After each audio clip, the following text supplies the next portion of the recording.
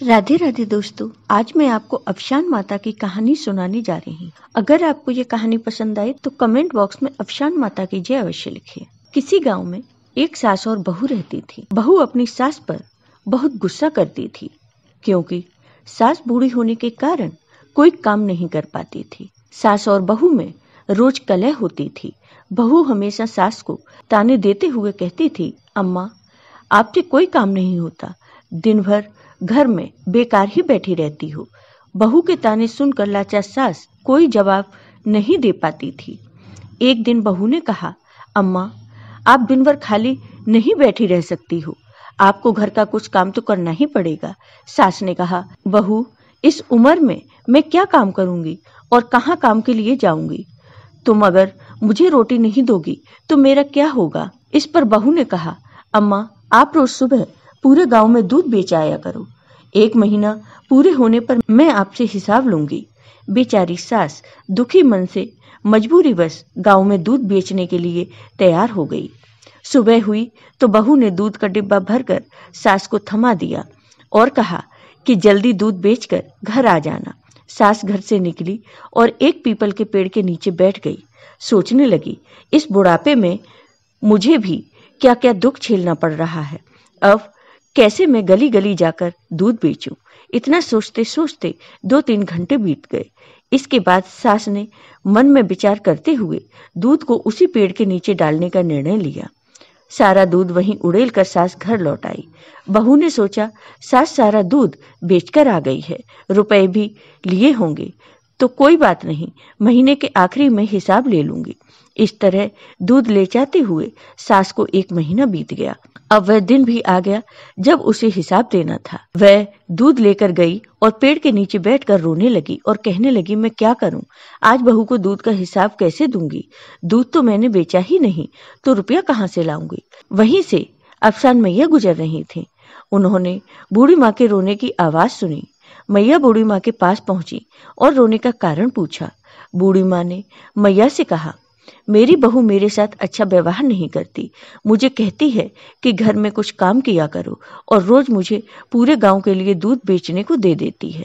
मुझसे ठीक से चला भी नहीं जाता, घुटने दर्द करते हैं, इसलिए मैं रोज दूध इस पीपल के पेड़ के नीचे डाल देती थी और बहू से कह देती थी कि सारा दूध बेच दिया। आज मुझे बहू को महीने भर के दूध का हिसाब देना है।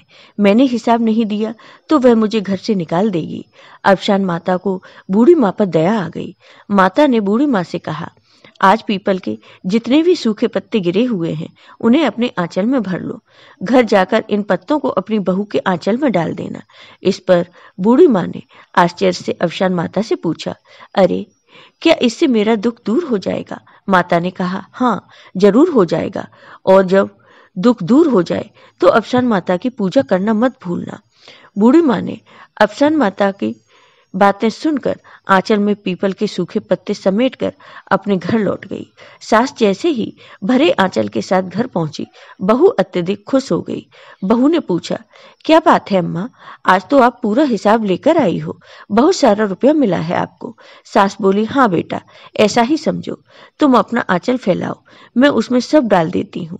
बहू ने अपना आंचल फैला दिया, लेकिन यह क्या, उसका आंचल तो रुपा और जेवरों से भरा हुआ था। बूढ़ी माँ को भी समझ आ गया कि यह सब अफसान मैया की कृपा है। बहू सास से जोर देकर पूछने लगी कि उसे इतना धन कैसे मिला।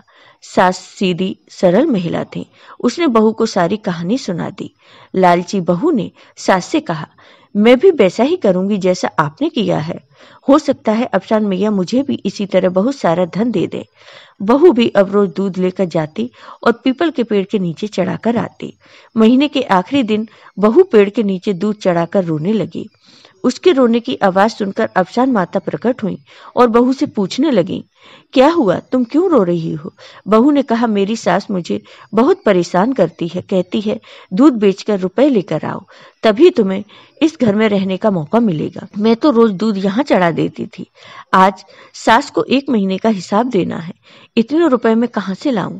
अफसान मैया ने बहू से कहा, वह पीपल के सूखे पत्ते अपने आंचल में समेट ले जा और आंगन में डाल देना। बहू ने खुशी खुशी ढेर सारे सूखे पत्ते अपने आंचल में भर लिए, लेकिन यह क्या, जैसे ही बहू ने सूखे पत्ते आंगन में डाले, वे सब सांप बिच्छू में बदल गए और उसे काटने दौड़ पड़े। घबरा कर वह अफसान मैया के पास गई तो मैया ने कहा कि तूने अपनी बूढ़ी सास के साथ बहुत गलत व्यवहार किया है। उसे तूने 2 रोटी के लिए भी तरसा दिया था, इसलिए तेरे साथ यह घटना हुई। बहू अफसान मैया के चरणों में गिरकर माफी मांगने लगी। माँ को दया आ गई और उन्होंने बहू को क्षमा कर दिया। माता ने बहू से कहा कि अपनी सास को मां समान मानकर उनकी खूब सेवा करो, घर में आपस में मिलजुल कर रहो। गुरुवार को अफसान माता की पूजा आरती करो, मैया की कथा सुनो, इससे तुम्हारे घर में धन दौलत और सुख की कोई कमी नहीं रहेगी। बहू ने घर जाकर सास से माफी मांगी। इसके बाद दोनों खुशी खुशी घर में रहने लगे। गुरुवार को उन्होंने पूरे विधि विधान से माता का आह्वान कर उनकी पूजा की। हे अफसान माता, जिस प्रकार आपने बूढ़ी सास को सहारा दिया और घर में सुख शांति समृद्धि दी, वैसे ही हम सब पर भी अपनी कृपा बनाए रखना। जय हो अफसान माता की। आपको ये वीडियो पसंद आया हो तो कमेंट बॉक्स में कमेंट करके जरूर बताइए। साथ ही मेरे वीडियो को ज्यादा से ज्यादा शेयर करिए। धन्यवाद दोस्तों।